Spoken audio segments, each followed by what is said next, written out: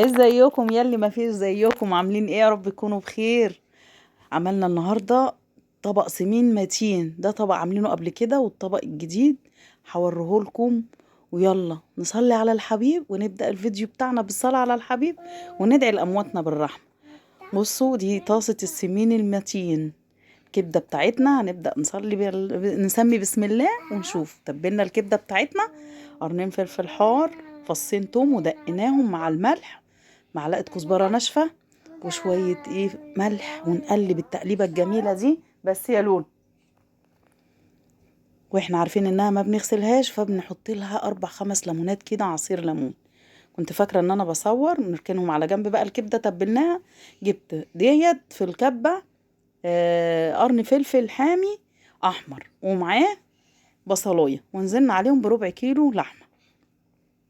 حطينا عليهم معلقتين اتنين نشا الذره، ونص معلقه بيكنج باودر، وربع معلقه قرفه، بتودي الكفته في حته تانية. نظبط الملح بتاعنا، ونضرب كل المكونات القمر بتاعتنا دي مع بعضيها لحد ما تحس الانسجه بتاعتها دي خلاص عملت خيوط كده. وما ننساش نحط معلقتين اتنين دهنة او ليا، او الاتنين على بعض المتاح عندي. ده او ده بيطعمها وبيخليها جميلة. بصوا بقى عملت خيوط ازاي. نبدأ بقى نكورها، وانا بحب ليها قوام. احطها في الدقيق عشان لما احمرها كده تبقى لونها جميل. خلاص كورناها وسيبناها ترتاح شوية. نجيب دي الطاسة بقى بتاعتنا، طاسة واسعة عشان نعرف نحط السمين بتاعنا كله. كل حاجة تاخد وقتها. انا كنت هعمل الاكل دوت يكفي فردين اتنين بالظبط. نزلت بنص كمية الكبدة لحد كل ما يجي ياكل اي حد اسخن له في لحظتها كده. نزلت بنص كمية الكبدة على طاسة سخنة، حتة ليا بقى كده زي ما شفتوا، مع معلقتين زيت. ننزل بالكفتة بتاعتنا اتحمرت، نركنها على جنب. بس يا لون، دي الفشة بقى كنا سلقينها ومقطعينها مكعبات، ننزل بيها. نركن كل حاجة تاخد لون، نركنها على جنب بعيد عن النور. حط معلقتين زيت عشان ننزل بقى بصباعين ممبار. طبعا طبق سمين متين، ممبار بقى وفشة وكبدة وكفتة. طبق ملوش حل. طبعا روايح العيد هلت علينا، ولازم بص حمودي واقف لي وعمل يلا يا تيتا.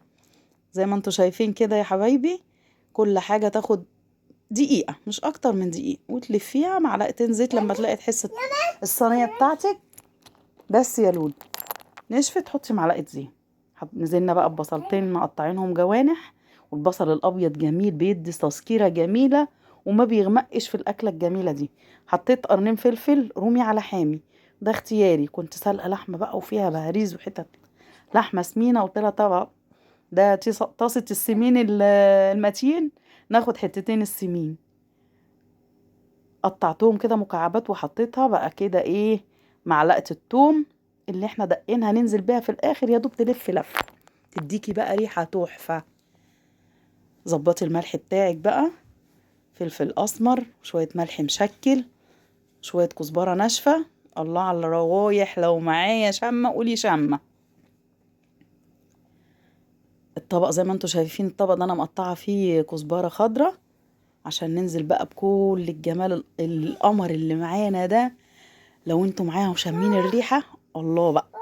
جرنشي بقى الطبق بتاعك بالكزبرة الخضرة، ويلا بقى كده. زودت كده هنا، زودت صباعين ممبار تاني، بيبقى تحفة في طبق السمين ده. استاذ حمودي قال لي يلا يا تيتا، قلت له يلا. كنت هاكل انا وحمودي وام حمودي.